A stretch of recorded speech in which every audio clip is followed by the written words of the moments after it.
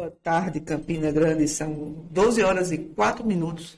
Estamos no ar a partir de agora com o JS, o Jornal da Shalom, na rádio, que transmite a paz. Agora com o nosso convidado esperado, né? O terror de Toim, o advogado especialista em blockchain, que está em Campina desde segunda-feira, Artêmio Picanço. Boa tarde. Artêmio. Boa tarde, é um prazer estar aqui novamente falando para a comunidade de Campina, nosso campinense. Posso falar assim, eu até quase me considero um, porque de tanto carinho que estou recebendo. Sem falar que nessa época, desde que aconteceu, você deve ter ficado bastante íntimo pelas redes sociais, pela quantidade de gente que deve ter ido lhe procurar nas redes sociais. Né? Sim. É muito comum, né? Porque quando acontece casos como esse, acaba que a gente aglutina muitas pessoas. A gente recebe muita gente. Só que aqui é um tanto quanto diferente, porque assim, eu acho que o calor humano meio que é maior. E não é assim, não tá fazendo isso aqui, vamos falar, fazer um merchan aqui, ou porque eu estou aqui. Não, jamais. A gente é bem franco o negócio. Porque é meio que, assim, eu sou goiano, né? Goiano é um pessoal um pouco bruto, rústico, sistemático, mas assim, também tira a brincadeira com as coisas. E o campinense, o paraibano também, o que eu notei, né, vendo de outros casos, ele é também assim, também que tem uma liga, né? O negócio é uma liga, porque o pessoal gosta dessa maneira.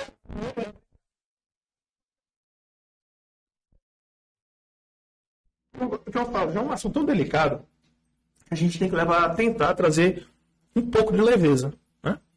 Porque não é brincadeira, quando tem que falar sério, a gente fala sério também. Foi o que eu disse há algum tempo no Congresso Nacional, quando perguntado.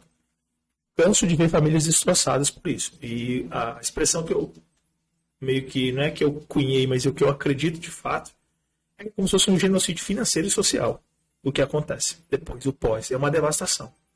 E a gente não sabe durante quanto tempo a gente vai sentir os efeitos disso ainda aqui na comunidade. Porque deixa de comprar, o comércio deixa de circular, você não tem, às vezes, a mão de obra que não tinha hoje passa a ter, mas às vezes assim, se antes não tinha, hoje já tem um excesso. Então, a gente tem que tomar, vai ter teremos tempos difíceis, mas o mal não dura para sempre, né? Eu acho que é essa a grande reflexão que fica, e o que a gente tem que buscar é tentar dar um pouco de paz, de sossego. Como eu disse, todo mundo tem um propósito profissional. Um dia tive que aprender qual era o meu, porque é uma das perguntas mais difíceis, o que você vai querer ser quando crescer, né? E o propósito como advogado. Eu gosto de falar isso também da seguinte forma: o médico curador física e o meu como advogado é curador da alma, porque isso aqui é uma dor da alma que afeta a gente. O que esse cara fez é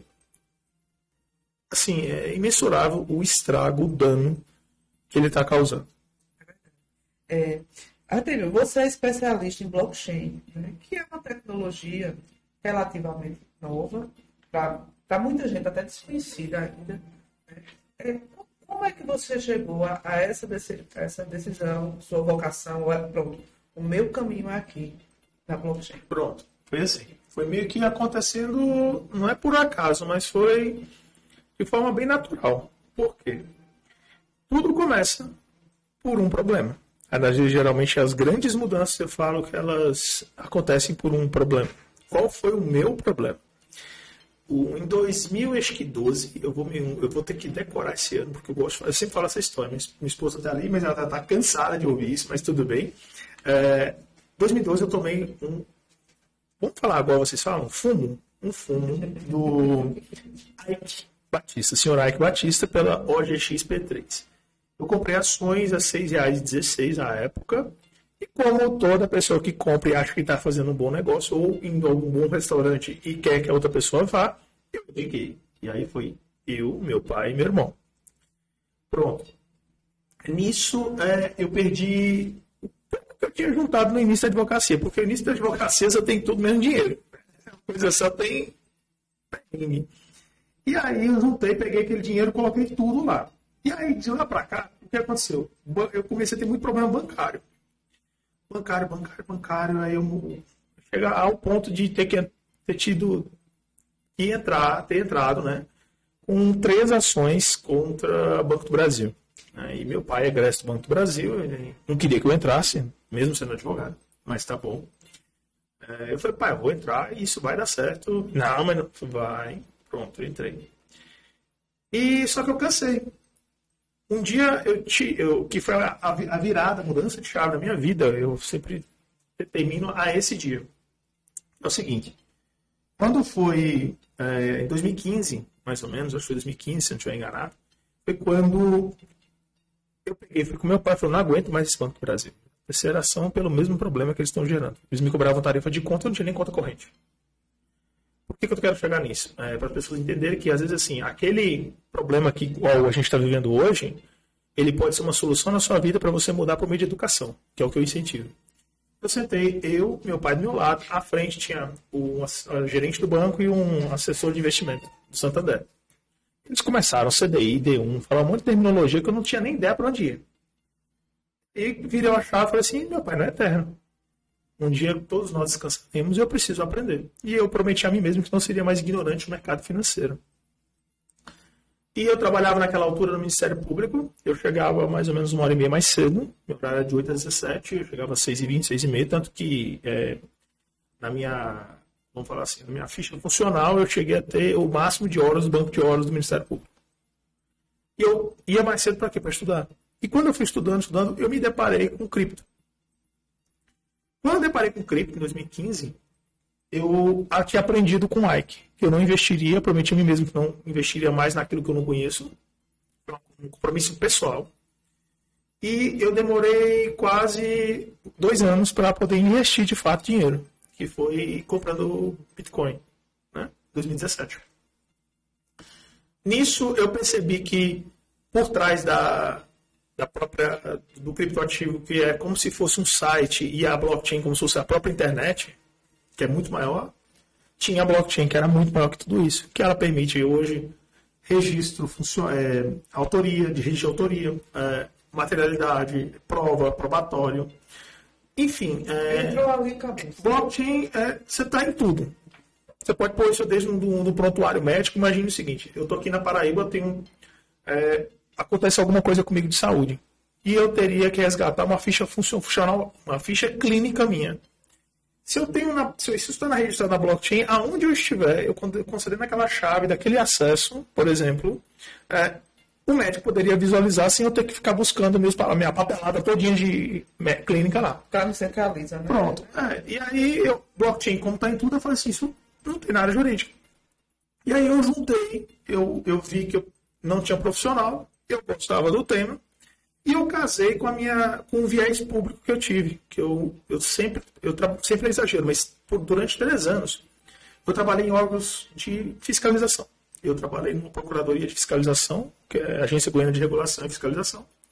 Aí eu passei para o Ministério Público, eu coordenei para o PROCON primeiro, que foi eu fui gerente de fiscalização do PROCON do Estado de Goiás, com 29 anos, se não me engano, e depois eu tive a felicidade de ser aprovado no processo do Ministério Público, eu trabalhei no Centro de Apoio Operacional do Consumidor, do MP de Goiás. E em 2016 eu pedi exoneração, saí do cargo, larguei, eu queria advogar, sempre quis isso. Mas como eu não tinha pai e mãe com escritório, foi tudo do zero, eu precisava ter costas para isso, um homem. E aí eu falei, peraí, eu já tenho um nome agora, porque eu trabalhei nesses órgãos, eu posso tentar desenvolver um projeto para isso. E aí foi acontecendo. Entrei no mercado criptoativo há 8 anos, como eu tinha dito, estudando. Na prática, há 6 anos, porque eu entrei em 2017. Então foi acontecendo e cheguei nessa área de combate à fraude financeira, porque por muito tempo de minha vida, na minha infância e adolescência até, assim, vamos falar assim, início da adolescência, eu tinha trauma de bandido. Porque eu tive meu pai sequestrado em 89. E eu canalizei isso pro lado bom, porque eu gosto de falar assim, tudo é como a ótica que tu olha. Já dizia Newton, tudo é um referencial as leis da física. Então, eu comecei a canalizar pro lado de ter uma aversão a quem faz coisa errada. E aí que surge essa alcunha que as pessoas falam muito de, você falou agora no início, terror de Toim, terror de piramideiro, e enfim. Porque realmente eu não admito.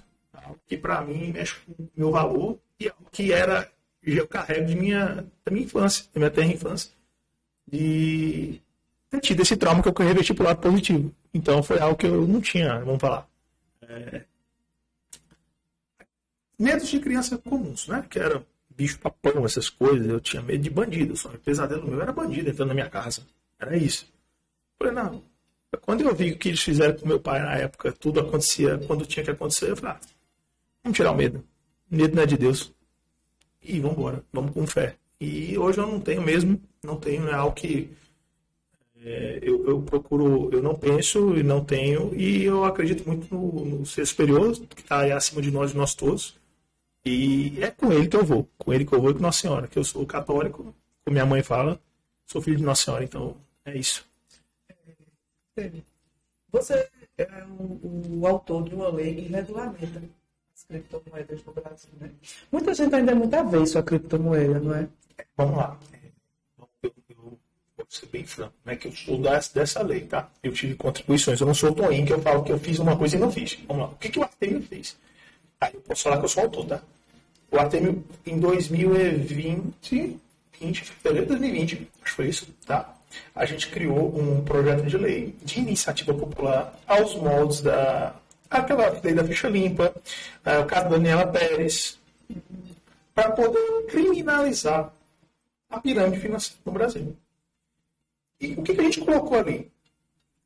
Todos aqueles atores que concorrem diretamente, porque isso é uma indústria, e sabem do esquema criminoso, então, eles têm que responder também como o cara que fez. Fizemos esse projeto, ele é de minha autoria, com a autoria de Carlos Cauti, Thiago Reis, meu irmão Vitor e Isabela, minha esposa.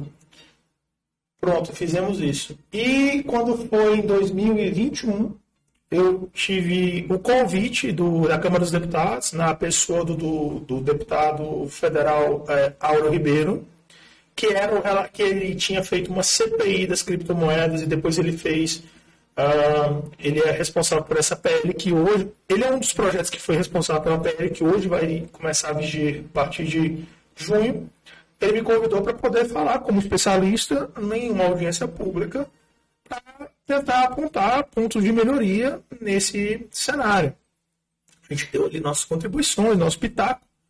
Quer dizer que eu fiz esse projeto de lei. Pelo amor de Deus, não. Eu tive minha contribuiçãozinha, minha mãozinha, meu dedinho ali. Não sou Toninho para falar que eu fiz. Não. O que eu fiz foi essa outra coisa que eu te expliquei. Uhum. Aí sim é de minha autoria, que até inclusive outros deputados depois replicaram, copiaram, para não falar outra coisa, falando que era deles. Mas está tudo bem, é uma causa social. Eu não tenho essa vaidade. Artemio, quando é que você teve acesso a Antônio Neto Aires? Vamos lá. Essa história está curiosa. A época, acho que foi 2020, tá? Foi dezembro de 2020. Vou dar uma olhada, eu vou confirmar. Mas ou 2020 ou 2019, mas acho que foi 2020 mesmo. Nessa época, tinha um quadro que o Thiago Reis fazia, que era da Suno. Não é que o Thiago Reis fazia, ele não fazia sempre. Ele dava o nome dele, que é um excelente nome. E ele fez o quadro chamado Alerta Pirâmide, da Operação Faraó, que era da Suno Notícias.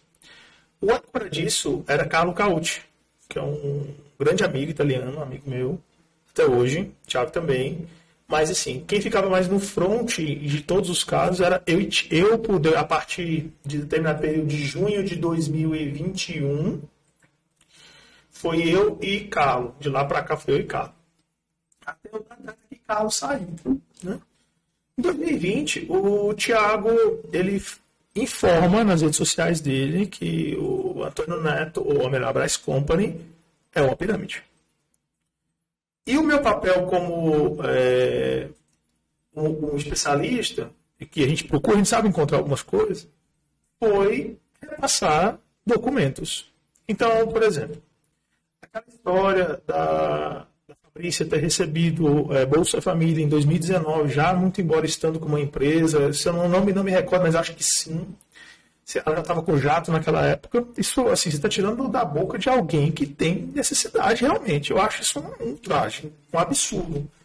Eu encontrei, foi tudo que eu encontrei naquela altura. O problema que ele teve com a D9, que ele tentou reprimir vários registros policiais aqui da Paraíba, de pessoas que tinham sido lesadas por ele e por Fabrícia, dando nota de que carros foram... eles pegaram carro no milho, pegavam moto. Assim, eles simplesmente fizeram...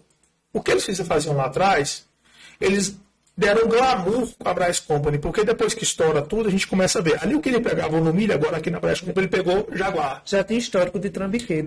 Exato, já tinha esse histórico. Tá? Ele não deu sentença transitada em julgado contra... Gente, tudo bem, o direito ele segue os seus ritos, ele tem que seguir, que é o devido processo legal. Tudo bem. Mas, às vezes, o conjunto probatório é tão gigante, tão robusto, que não tem como você ser cego para aquilo. O meu papel, eu sou advogado, eu não sou juiz. Mas você está julgando? Não, eu vou analisar e dar a minha opinião. Para mim, aquilo ali já era condenado. Ele já era o que é hoje, desde aquela época. Porque, olha, uma coisa é você pegar de uma pessoa.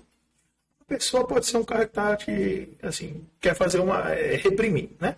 Ele quer fazer algo contra você, ele está te perseguindo, uma perseguição. Duas, a gente pode aceitar, mas 3 em diante, lá vai, e aí você fala, não tem outro. E tudo a mesma coisa. Pronto, mandei para o pessoal, o Thiago na época.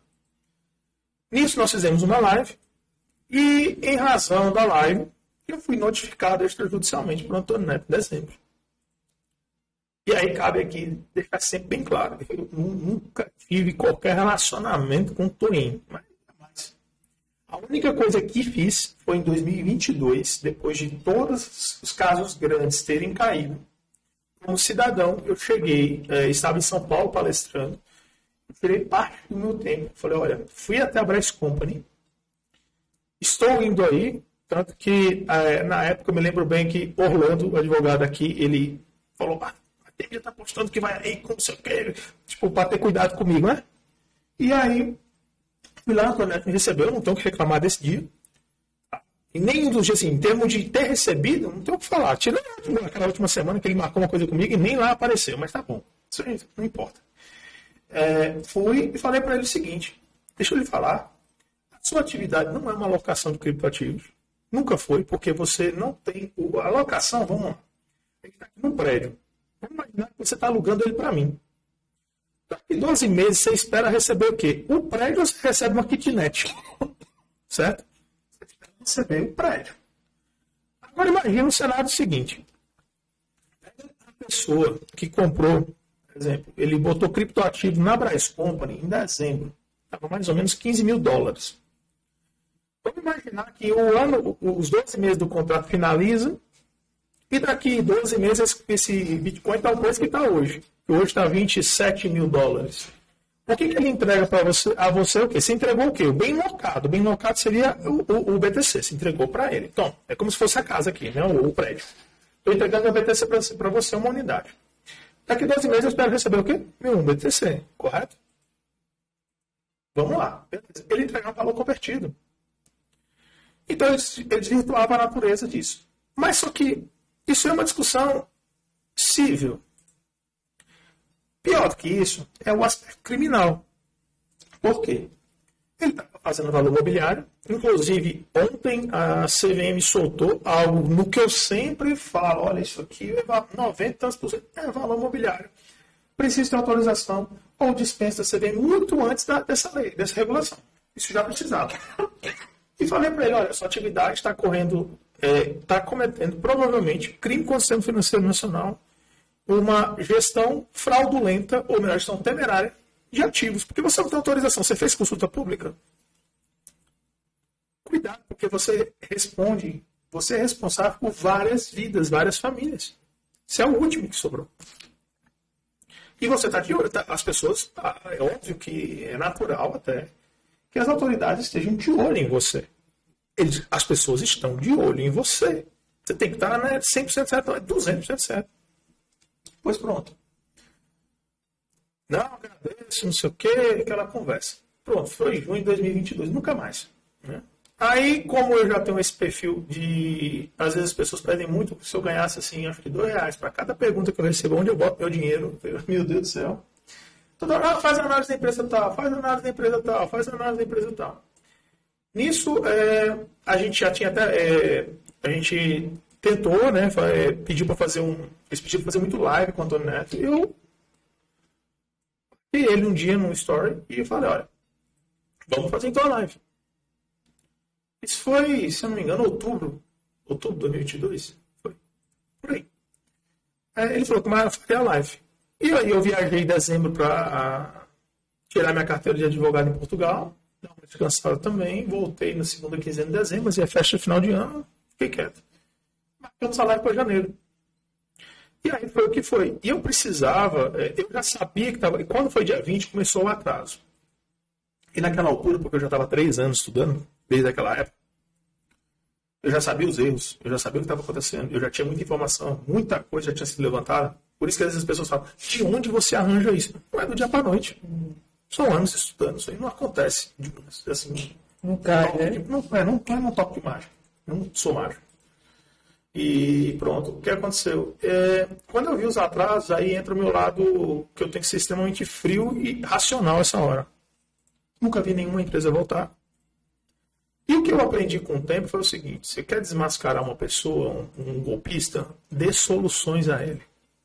Mas entregue, dê soluções, entregue. Onde ele vier, quando ele vier com uma objeção, tu dá a solução. Aí tu vai ver quem é quem. E eu já sabendo disso tudo, e as pessoas, até um certo ponto, muito apreensivas, não sabiam essa parte técnica, foi que aí eu falei, não, peraí, tinha que fazer essa parte política para ele aceitar a live do dia 9, para estar comigo, porque ele é um cara que, assim, se você falasse um lado dele, que ele não gostasse, uma vírgulazinha, era notificação.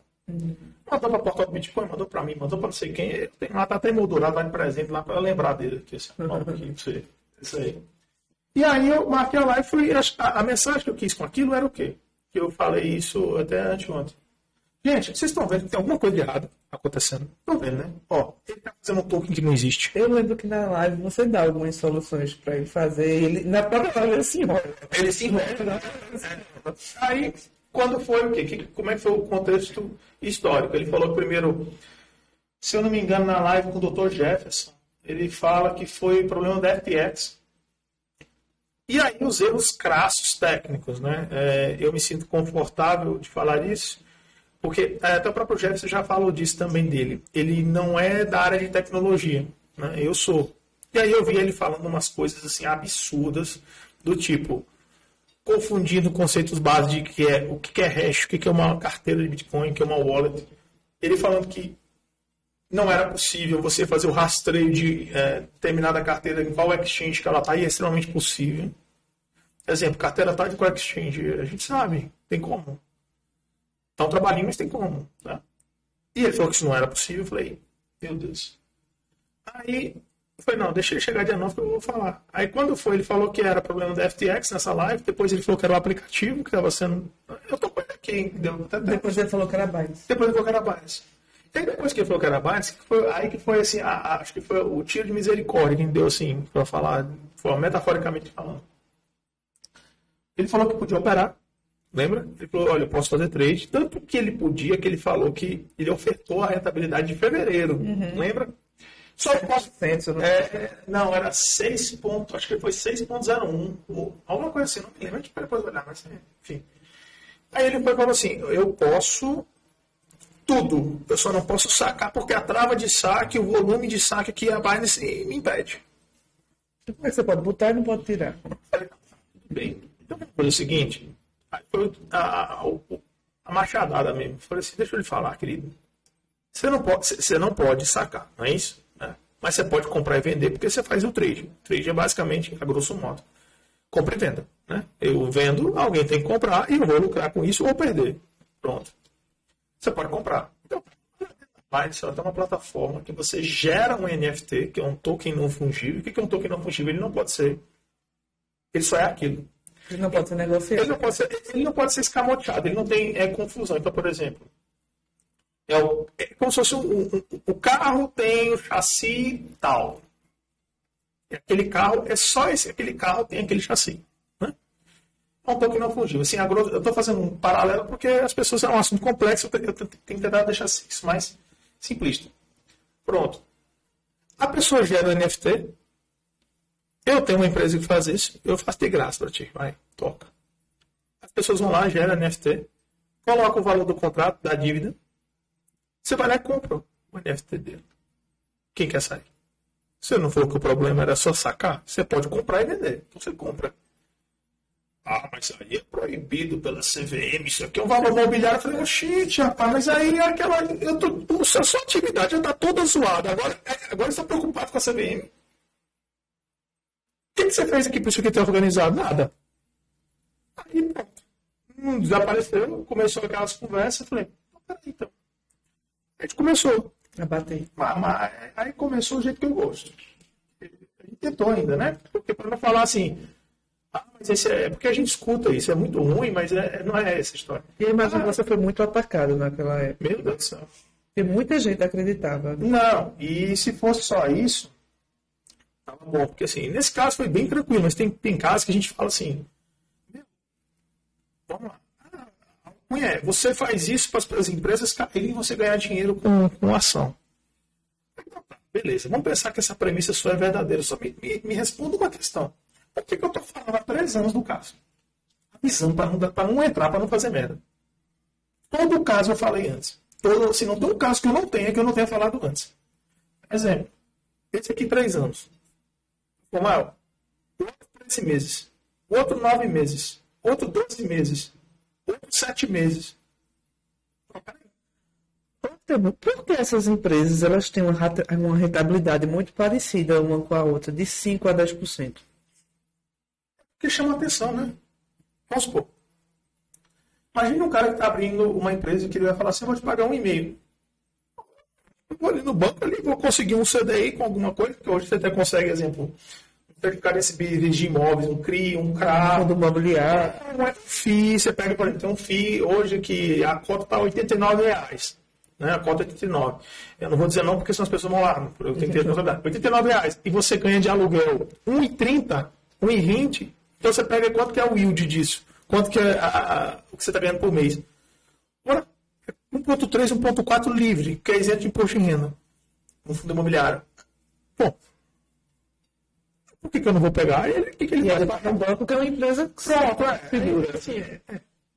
Tem minhas controvérsias, mas na cabeça mas tudo bem. Aí o cara, não, eu vou ali no banco. Então eles têm que ter esse chamariz para poder angariar. Só que eles fazem exatamente o que as pessoas não analisam. É o quê? Eu pego, vamos por 5%. Vamos por 5% assim, simples. 5% o cara consegue pagar 20 meses até ter o payback, certo? 5, 10, 20, até chegar no 100%. Tá? Então, durante 15 meses, o que eles fazem? Não digo 15 meses, como é que é feito o negócio? Quer dizer, Toinho pagava 8%, mais ou menos, na média. Tá? Teve ano foi uma média de 8%. 8%. Durante pelo menos 12 meses, se ele está pagando 8%, ele está pagando com o seu próprio capital. Porque 8 vezes 12 é 96. Não chegou nem a 100%. Aí não chegou no 100%. A partir do 13º mês, que ele daria 104%, ele está começando a tirar do bolso dele, realmente, para lhe pagar. Só que isso, o que faz? Por que eles fazem pagamento por 3 meses, 4 meses, algo do gênero?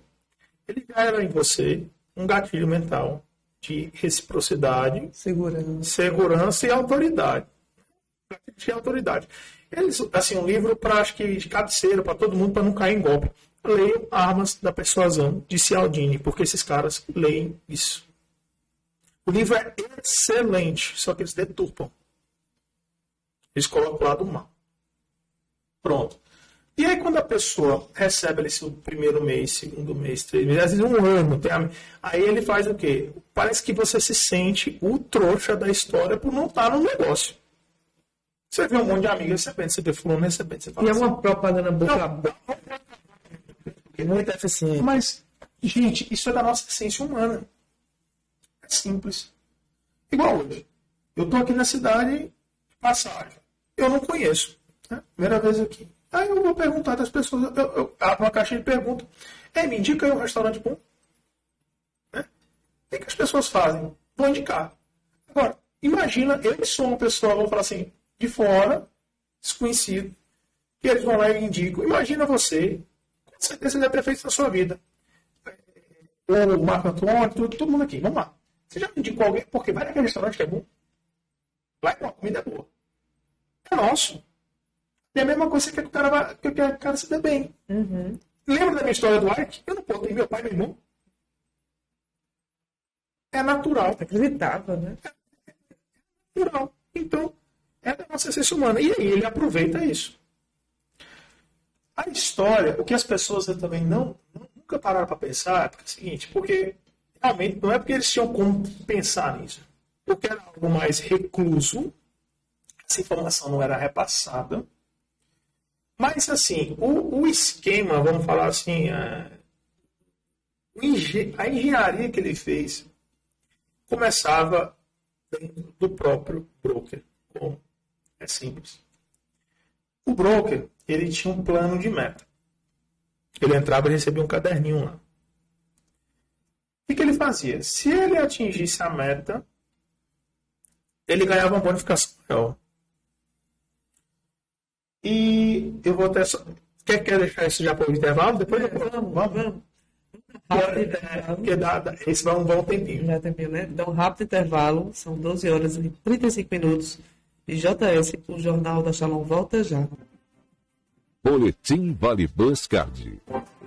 Voltamos com JS, Jornal da Shalom. Apresentação, Aline Oliveira. Boa tarde, Campina Grande. São 12 horas e 41 minutos. E estamos de volta com JS, o Jornal da Shalom, na rádio que transmite a paz. E continuando nossa entrevista aqui com o advogado especialista em blockchain, o terror de Tonho. Eu adoro dizer isso, viu? Adoro. Vamos lá. Eu estava falando até da questão dos brokers, como é que era a engenharia que foi criada, né? A engenharia era o seguinte, ele tinha uma meta para atingir, né? Se ele não atingisse aquela meta, por um tempo ele caía a rentabilidade dele, a comissão, melhor dizendo. Depois de determinado período, se passasse mais meses isso, ele era chamado para uma reciclagem. E, posteriormente a isso, meses, eu digo 3 meses, tá? Se ele não conseguisse todo jeito atingir, desligado. O que isso importa? Vejam. Quando ele chama uma pessoa, por exemplo, convidou você, eu, todos nós temos uma limitação da nossa zona de influência. Chega um ponto que você não tem mais a quem influenciar, você não tem mais a quem chamar, você não tem mais a quem... Marcos, tu traz uma aguinha pra gente, eu esqueci de pedir, por favor. Você não tem mais a quem colocar, né? Você não tem a quem pedir. Pronto. Com isso, ele fazia o quê? O broker colocou, imagina que eu sou teu broker, eu te coloquei, certo? Eu ganhava uma rentabilidade, a tua rentabilidade. Perfeito? Isso já era um pouco estranho, mas tá bom, tudo bem. Era uma comissão. É uma comissão. Né? Eu ganhava uma comissão da rentabilidade que você recebia do teu contrato. Quanto tempo que durava o contrato? 12 meses. Perfeito? Agora você imagina o cenário que isso aconteceu, do que tinha broker que não conseguia atingir. Depois de determinados meses ele era mandado embora. Vamos pensar que ele foi embora de 6 meses. Certo? 6 meses. Ele deveria receber mais 6 meses da rentabilidade do cliente dele que ele trouxe, não é isso? Pronto. O que ele fazia? Tirava o cara, essa rentabilidade dos clientes que ele tinha colocado, ele assumia para ele. Isso fazia o quê? Diminuía o custo dele de ter que pagar esse broker, porque o broker trouxe aquela pessoa. E ele dava mais do que longevidade. Se isso não fosse... como se não basta só isso, o que ele fazia também? Agora vamos pegar o exemplo oposto. O broker que se destaca. O cara que colocou muita gente.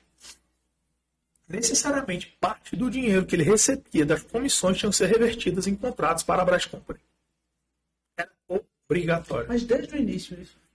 Eu não sei se desde o início, mas pelo menos em um bom tempo, se eu não me engano, 21 em diante, eu posso estar errado com data, tá? Mas isso era assim. Ele estava roubando a própria galera que trabalhava para ele. Assim, exatamente. Ele dava longevidade pro negócio dele. Ele deu... Assim, as pessoas iam... Não ele podendo tirar o dinheiro, se ele ganhava, ele mandava repor em contrato. Peraí. E aí, não à toa, ele tem uma dívida... Creio eu, não posso afirmar se é oriundo disso, mas como ele não fazia de forma correta a parte trabalhista, ele tem uma dívida fiscal com a Receita de 7,2 milhões com contribuição social, PIS, COFINS.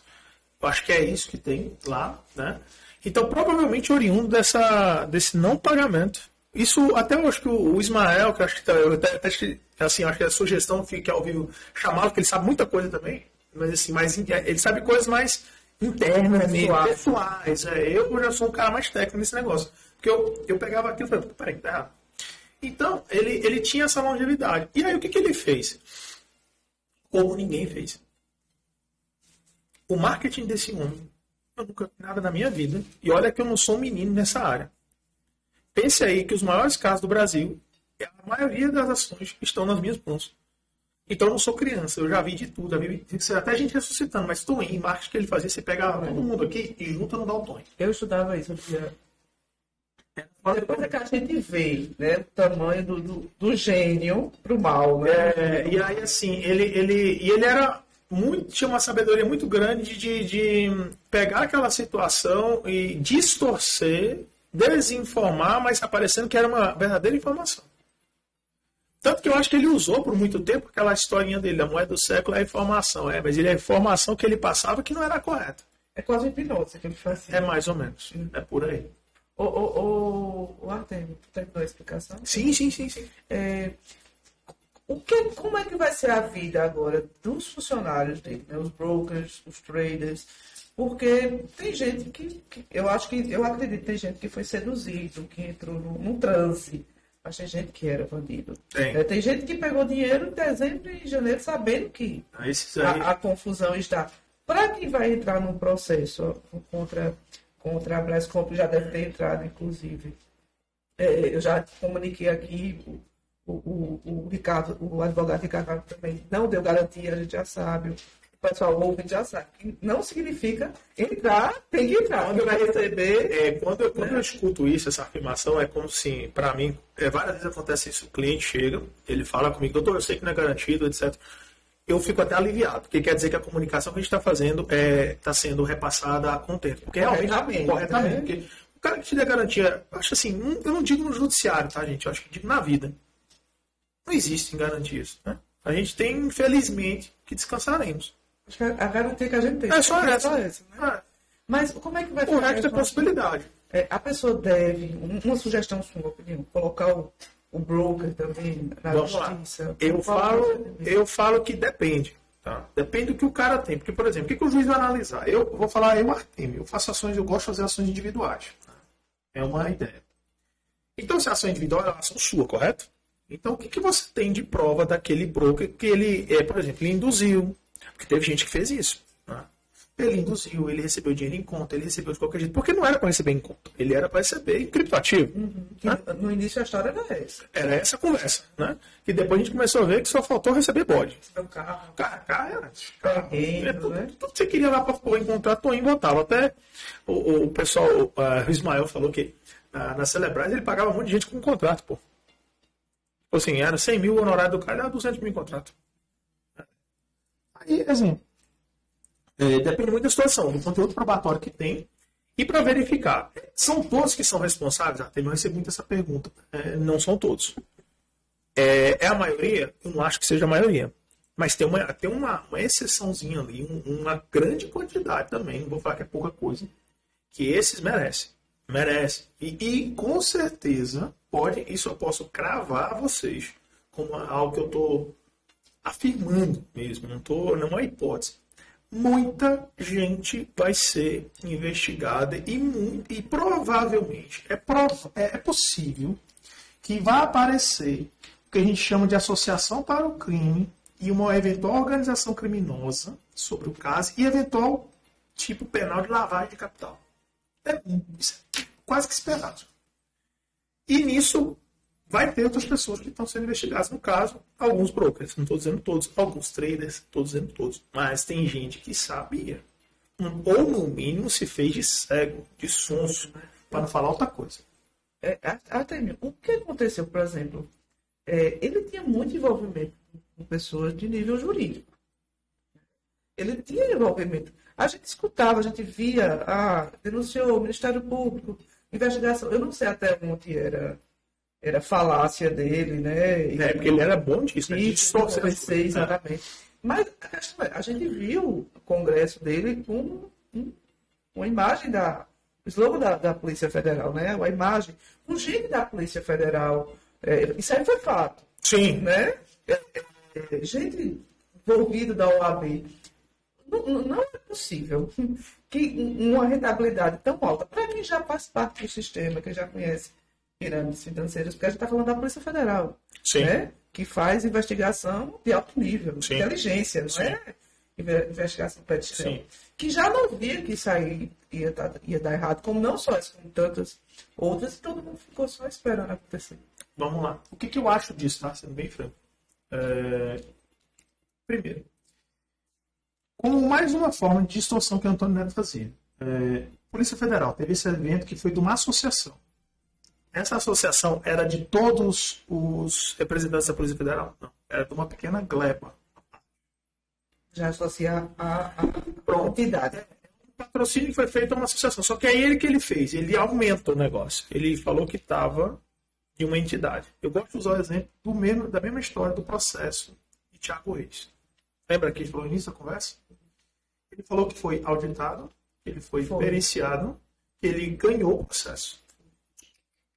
Isso é mentira. Ele não foi auditado, ele não foi periciado, e a todo momento ele pedia para que o processo fosse colocado em sigilo. Por que esse processo é importante? À época, existia um inquérito policial que foi que levou essa operação também em 2020. Pronto.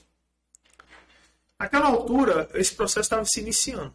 Né? Acho que iniciou, não sei se foi 2020 ou 2021, janeiro. Tá? E o processo demora. O que aquele processo conseguiu, que foi algo importante? Que ele fosse auditado. O que o inquérito policial, o delegado da época, pegaria? Provavelmente, isso é uma hipótese, tá? Que eu estou vendo como alguém foi de fiscalização. Não estou assim, afirmando, porque eu acredito que foi esse um contexto. E de fato aconteceu também. Em determinado momento ele pediu o sigilo do processo, o processo foi colocado em sigilo. Depois o delegado pediu para te retirar o sigilo. Isso aconteceu. E aí ele ia ser auditado em maio de 2022. Começaram o trabalho. E o processo tudo é demorado. Nisso eles fazem um acordo, o processo é extinto, a prova que seria produzida desse processo não foi, e o inquérito policial não foi, iria usar isso, tanto que esses são dizeres do próprio delegado, quando ele oficia o juiz, solicitando a retirada do sigilo, porque isso seria como forma de instrução probatória do inquérito policial. Porque em 2019 a gente tinha entrado também o advento do marco de liberdade econômica. Então, para você desconsiderar e ir atrás do patrimônio de uma empresa, de pessoa física da empresa, ficou mais difícil. Houve um protecionismo empresarial para o lado bom isso, para quem empreende honestamente. Só que de forma,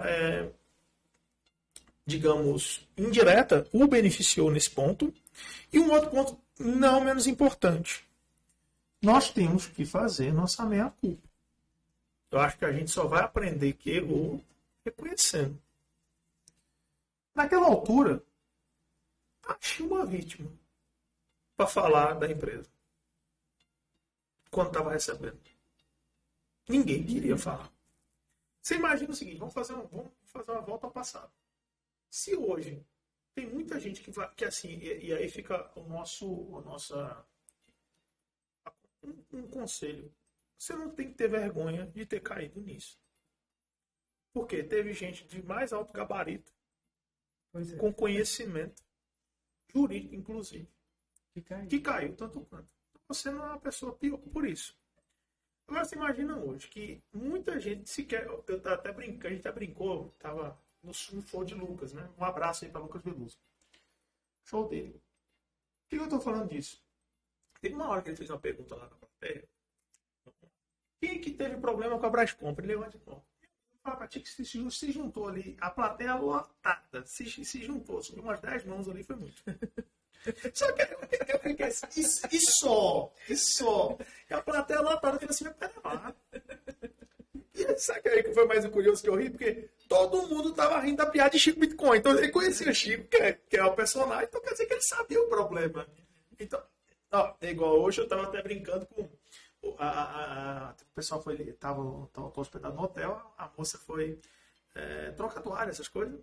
Aí ela viu lá que eu tô cheio de tranqueira, de quinquilharia da Brascom, que me entregaram aqui tudo, que eu pra fazer as brincadeiras, né? Que eu gosto de fazer também. Entregaram. Aí todo mundo sabe. Eu perguntei, a mulher sabe. Aí ela falou assim, e o senhor quer colocar dinheiro lá, é? Eu falei, não, não quero não, pelo amor de Deus. Foi exatamente isso. Então o que eu quero dizer com essa história toda?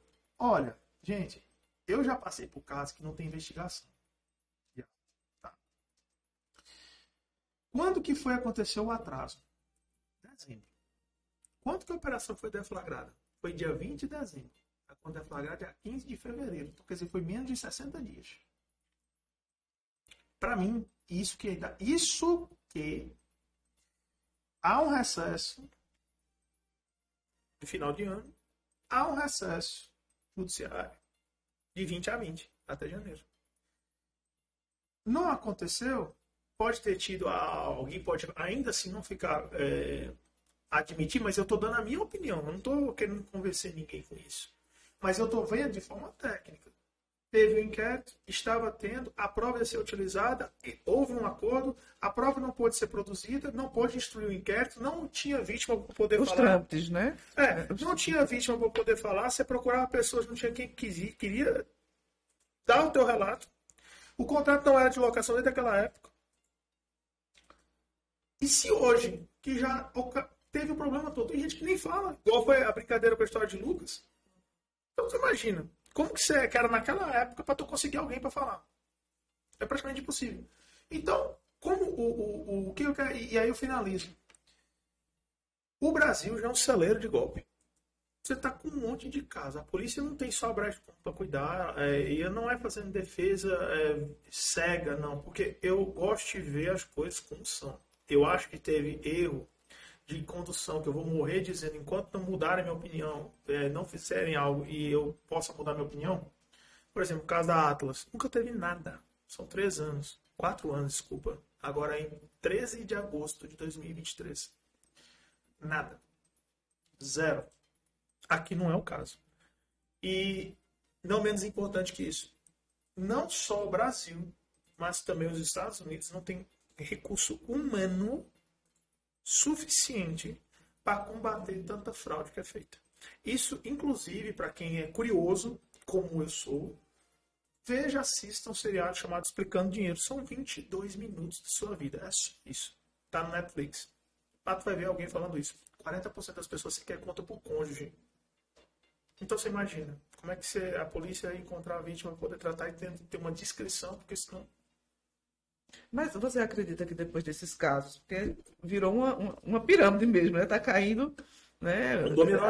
A FIG, a R4 agora, né? A R4, e que ainda pagava mais do que a Brás. Né? Porque eles fazem o quê? Como é que é o negócio? Vamos lá, imagina, sai...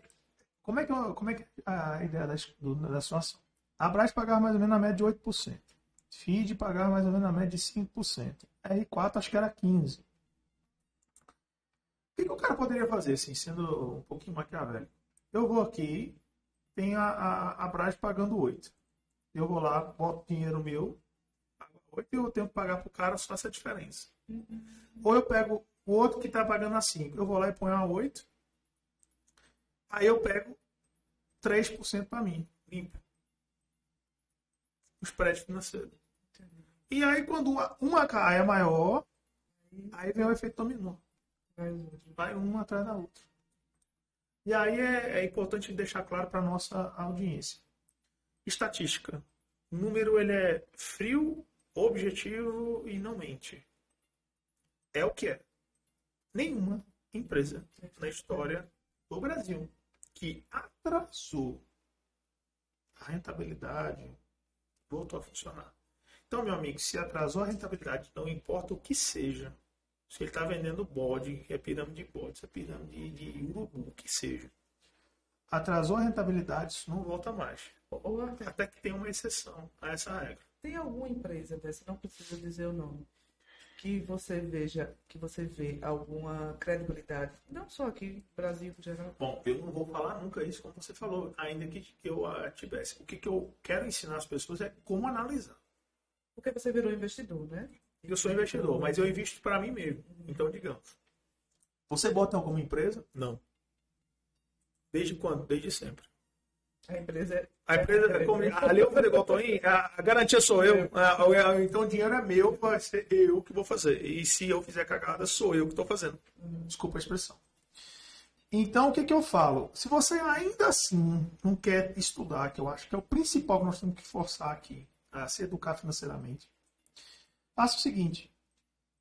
Quando você for numa empresa, primeiro, pega o nome dos donos. Vai no teu Google mesmo. Coloca lá o nome completinho dele, CPF, vê lá o que você vai encontrar.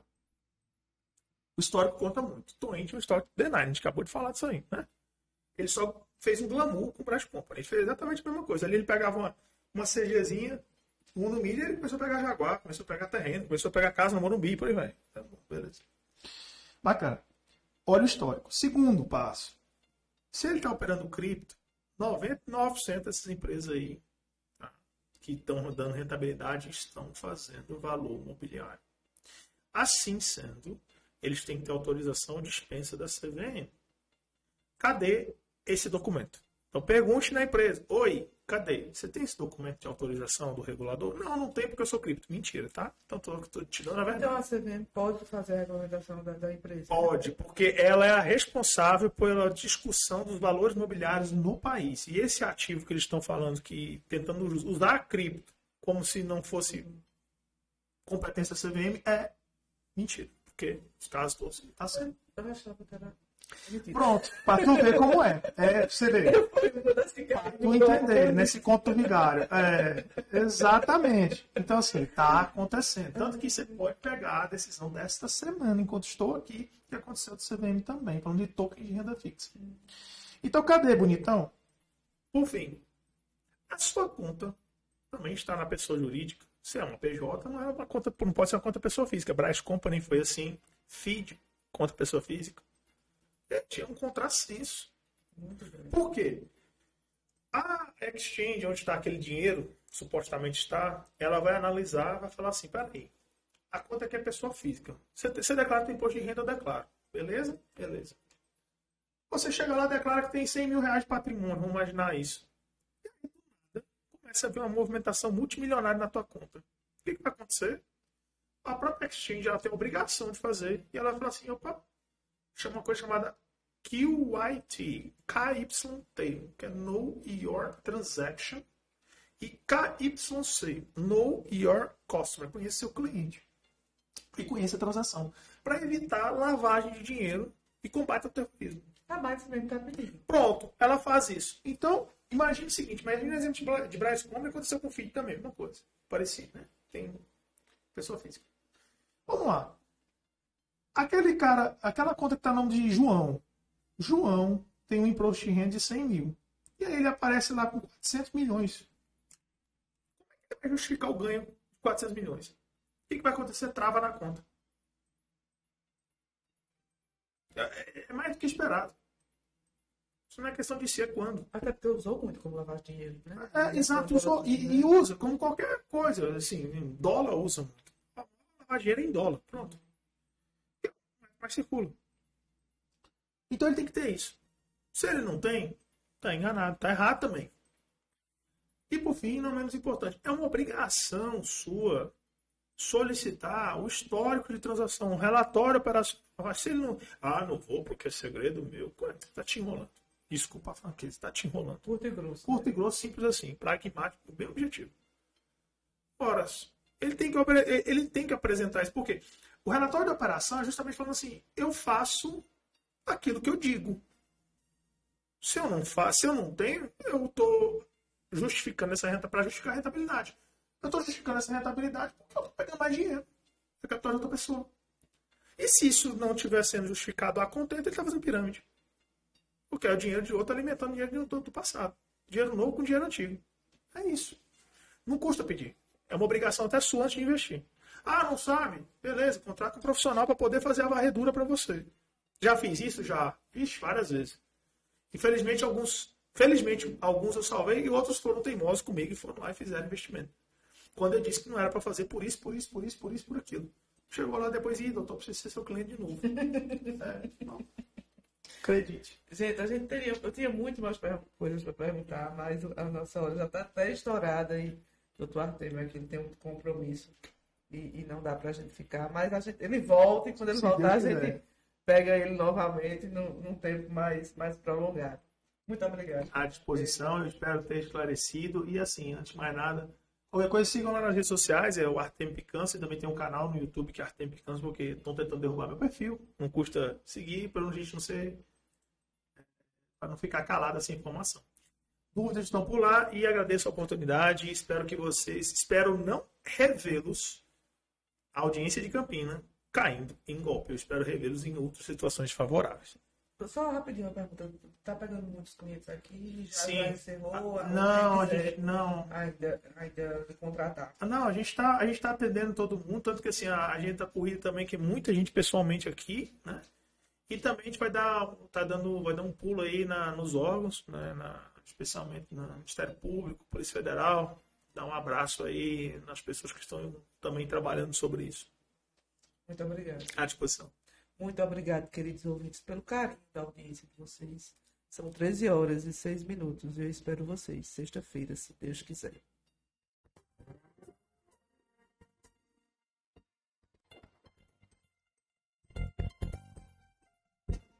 Encerramos por hoje o JS, Jornal da Shalom, com a apresentação Aline Oliveira. Estaremos de volta no próximo programa, ao meio-dia. Não esqueça, JS, Jornal da Shalom.